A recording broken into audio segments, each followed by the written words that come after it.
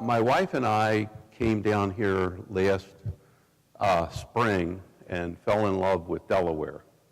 So we purchased a home in Selbyville and decided that this is the place that we would like to come to retire. And I said, well, that's good, but I don't want to retire. I want to be active doing things. So we started looking, are there businesses that, would be something a little different, maybe give me some time off, and much different than the mortgage grind and that type of thing. And we looked at a number of businesses and started to move forward with a fitness center. And you can see that that would not be a good fit for me. So we changed our mind on that. So we looked for a business that would become part of the community, would give back to the community. And we met the Lambs, who are behind Kona Ice. And Kona Ice is new to Delaware. We were the first franchisee that bought in the Delaware area. So it's probably foreign to most of you unless you've seen it in a different state or something. So I need to explain a little bit about our concept and what we're all about.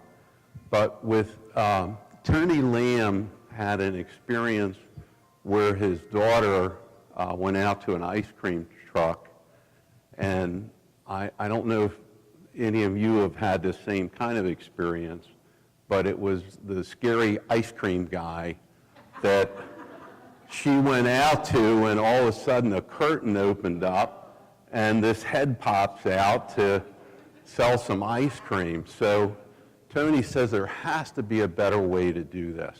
We've got to have something much better than the scary ice cream man. And this happened in 2007, and that's how Kona Ice got started. And of course, Tony is a very good businessman and realized if he could get his dad, who was in his mid-80s, to partner up with him and work for free, then they could really start a good business. And his father has an engineering background, and he originated the truck that we drive. And it's they classify it as a food truck. It's, actually shaved ice and ice cream. And it's the only one that has NSF approval, which is the National Sanitation Foundation approval of any food truck on the market. So that's, it says quite a bit that they were able to achieve this. And the truck that I drive, and I'm going to invite everybody out to look at the truck and have a free shaved ice to try it out. The truck that I drive is the 5th generation, so it's had a lot of improvements. And if you have the time and come out, I think you'll see the difference between that scary ice cream guy and the product that we have. The other thing, the Lambs, Tony and Tom, have always been giving back to the community in many, many different ways. So one of the basis of what we do, we don't just drive in neighborhoods and, we go to events. We have an event here, actually 4 over the next couple of months, which I'm very excited about. We also reach out to charitable functions. We've done charitable for Relay for Life, the Boys and Girls Club of Georgetown. We have an event coming up in Dewey Beach with the autism. That's about 1,000 bikers are coming from, and bikers are pedal bikers, not motorcycle bikers, are coming from DC to raise money for autism. And we've been invited to be at the finish line for that group, so I'm very excited about that. So we really do many more things than drive around.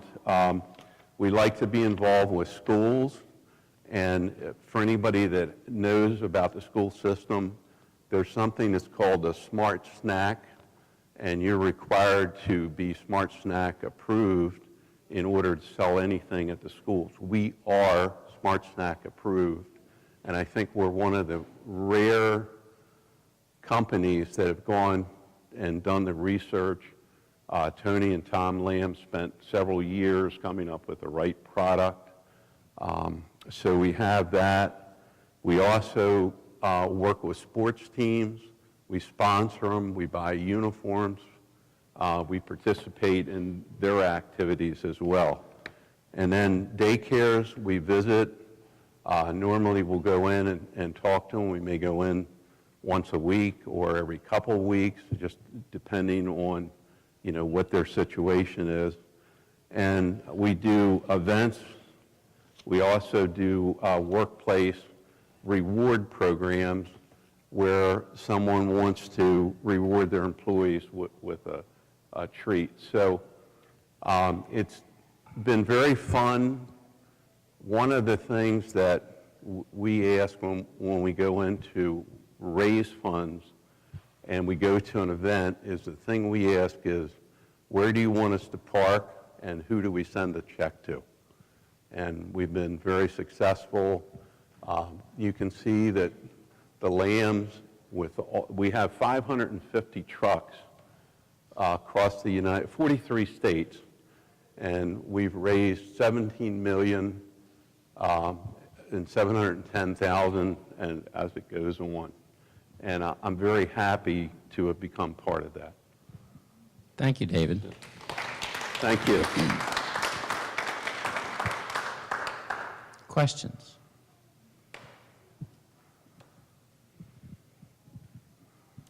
You mentioned you wanted a business that you would have some flexibility.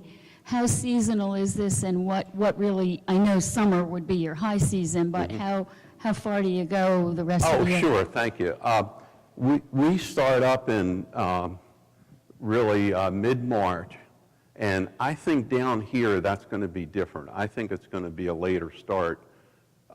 We started up here in May. We went to what was called Kona College, and we did a 3-day Kona College, and trust me, you know, you think shaved ice is a simple business. It's a lot more involved than what you first think. But after we went through the college, we actually got up and running, and we had like almost consistent 60-degree days, rainy, and that is not a shaved ice day. You know, yesterday, that was a shaved ice day. So, and we have an area, each of the franchisees has a certain territory. We go from Bridgeville to Rehoboth and Lewis, and Georgetown, of course, and Milton. So really, Milton, Georgetown, Rehoboth, and Lewis is where I've centered most of my attention. Other questions? What makes your product a good snack? A lot of the shaved ice will have a syrupy, you know, sugary. They have reformulated and actually fortified the syrup with vitamin C as one of the products that they've added. And the USDA has given certain guidelines of sugar content, and they have brought the sugar content down without sacrificing the flavor, which is what I would call it the flavor. And you'll all be able to test it for yourself and see what you think. To me, kind of pops. You don't get that sugar overload. You get more of a pure flavor. And we also have sugar-free as well. It's something else that we offer.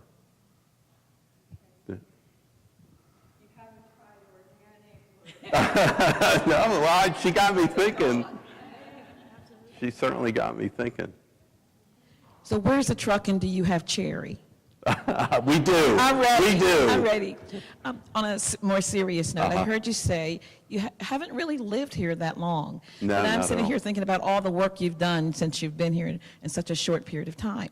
And when you were making the decision to not retire but to be active, you chose franchise versus startup. Am I correct? Yes. Because Kona is a Yes, franchise. absolutely Okay, it is. so how were you, the pros and cons of making that decision? Coming Mm-hmm. to Delaware and starting a business, seeking out economic development counselors, that thing, that sort of thing for structure, versus what's the pro of doing a franchise Mm-hmm. that's virtually unknown in, here? Right. Can you talk a little bit about that? Sure, I'm happy to do that. Actually, my son and I talked quite a bit about the decision that I was making, and he did the research on what if I started my own business with shaved ice and trucks, with a truck, and what would be involved. And one of the things that we found out is that nobody has a truck like Kona does. And the fact that it's already approved, NSF approved, gives you a quantum leap with the health department, with the regulations, licensing, and if you start it yourself, the actual cost of the truck is significantly more. You then have lag time, and you don't have this beautiful track record of $17 million going back. And the Lambs, I can't emphasize how much regard I have for them, that they are really stellar people. And every franchisee that I've spoken to is a supporter of Tony and Tom Lamb. I mean, they are there for you. So it really just gets you a big jump over what you would have if you did a startup business. Thank you. Cherry, please. Okay. Other questions? How do your fundraisers work? Do you have a certain percentage you give back, or what's the setup? Yes. Typically, we would give back 20% of whatever our sales are. So, and the one thing I would mention, we have something called a flavor wave, and the flavor wave is on the side of the truck, and it allows you as a customer to put your own flavor on. So you're not dependent on me to be able to do it. I can, but you can do it yourself. And generally, it's been very well received, and I can do about 300 shaved ice cups in an hour. So the line, I mean, you think about that. The volume that we were able to do is phenomenal. Like I mentioned, being at the finish line for 1,000 bikes coming in over a couple of hours. Most people couldn't do that, whereas we can pretty easily handle that situation. Are the fundraisers always in conjunction with an event? Yeah, I would say so, yes.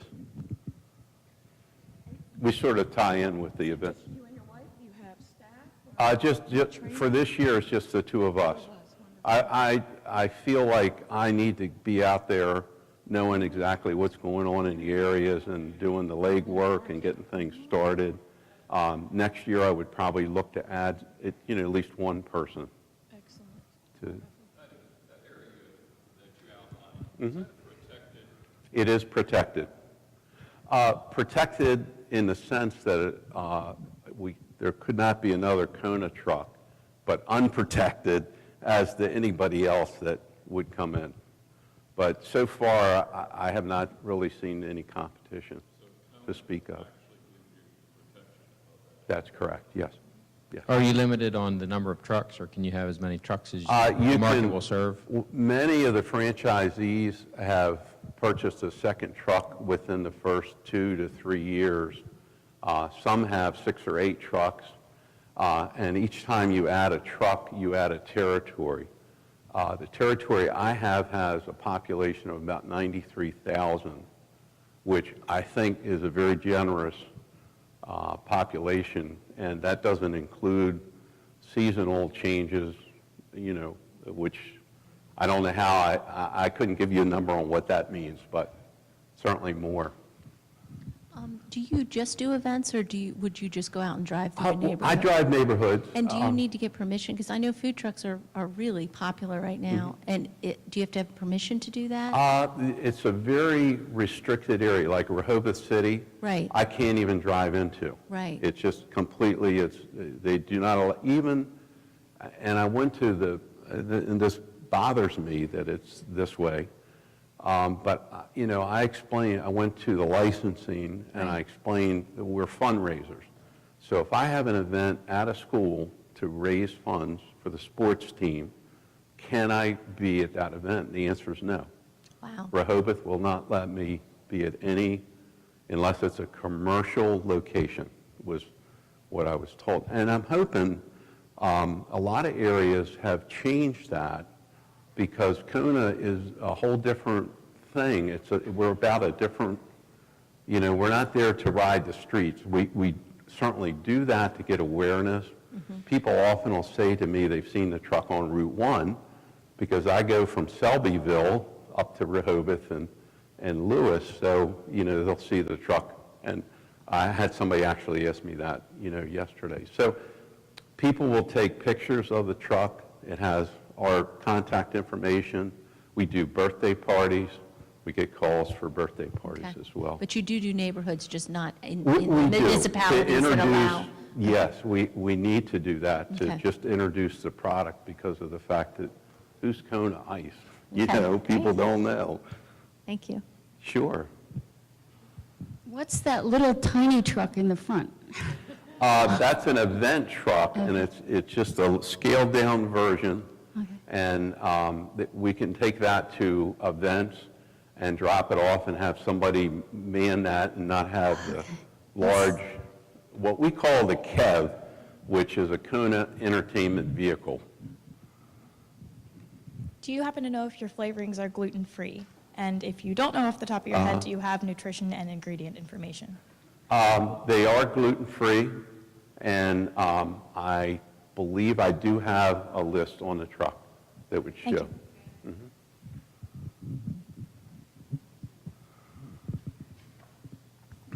Did I hear you say that it's the only food truck that has EVA It's the National Sanitation Foundation approval. of all food trucks? All whether food it- trucks. Why is that? It seems like the company has the ability to manufacture food trucks. If you have this know-how of making it so special, have they ever thought about just selling food trucs for other? If they had, They didn't tell you. They didn't tell me. That'll be next. They, basically, Tom Lamb, the dad, is a very precise individual, and he was given the charge to come up with this truck, and he took it very seriously. So everything that he did inside the truck, he made sure that it would be approved by NSF, so that when it was all complete, it would be 100% approved. And usually there's many shortcuts that occur because of cost, that doesn't happen. So I'm happy to say we're the one. Any other? Okay.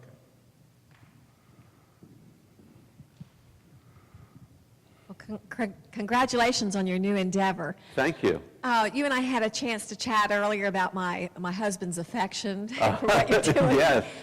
Do you find, he is a strong proponent about the shaved ice versus other versions of snowballs.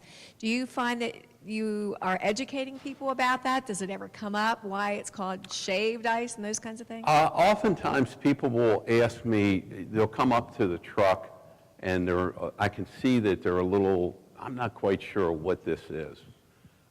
So once that happens, I explain to them that shaved ice is very much like snow. It has that kind of consistency, and it runs through a cutter that just finely grinds it. And to me, the flavor is much better. I don't like coarse ice. It doesn't hold the flavor. Whereas on a Kona and you have the snowy texture, when you put the flavor on, the flavor actually, you're getting more flavor and it holds it rather than just spilling off of the ice as it goes in.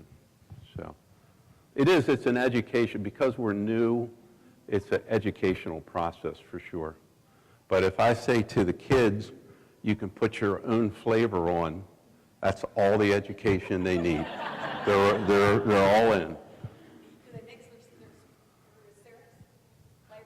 They can go out and have the 10 most popular flavors, right, where they have like a little spigot, which you'll see as you come out there, where you can put that right on your cone. And a lot of times they'll do 2 or 3 flavors. Sometimes they'll do 1. Sometimes they walk away, and I see syrup going over the edges. So it's it's their call. We have one that's called Tiger's Blood that sounds terrible, but it's strawberry and coconut, and it has a very good flavor. It is our second. I would say that probably either blue raspberry or cherry would be our sort of a tie for first place. Watermelon comes in there, maybe just a little bit behind, and then some like lemon lime is further down. So, but it's interesting to see sometimes we have one of our cones, you can get a less expensive refill. And most of the time when people come back, I'll ask them, oh, what kind of flavor are you going to get? Oh, I'm going to get what I had before. It was so good. So it's interesting. I would think, maybe they'd be trying something different, but, so. Go ahead. So it's seasonal. What are you doing the other part of the season? Are you? We haven't, because this is the first time we've gone through that. I think originally we were thinking about, being pretty laid back, but I don't think that's going to work.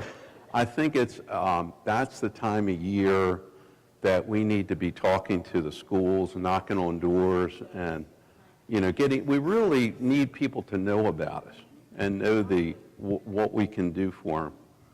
So I think that it won't be the Bahamas.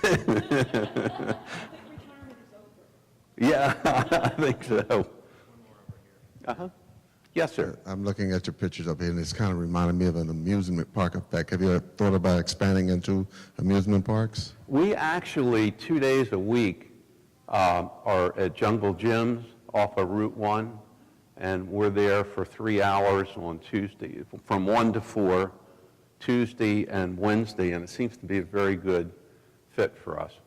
We see a lot of both people that have season passes that live in Rehoboth and Lewis, which is the area that we want to have an imprint on, but we also have people coming from all around the country that say, oh yeah, we had a Kona event at our school. That was great, I loved it. And right away they know about Kona Ice. So I think it helps for us. I don't know if everybody's familiar with Jungle Gyms, but they may have 2,000 people there any given day when they're busy. So it helps us just to be able to tell people about us.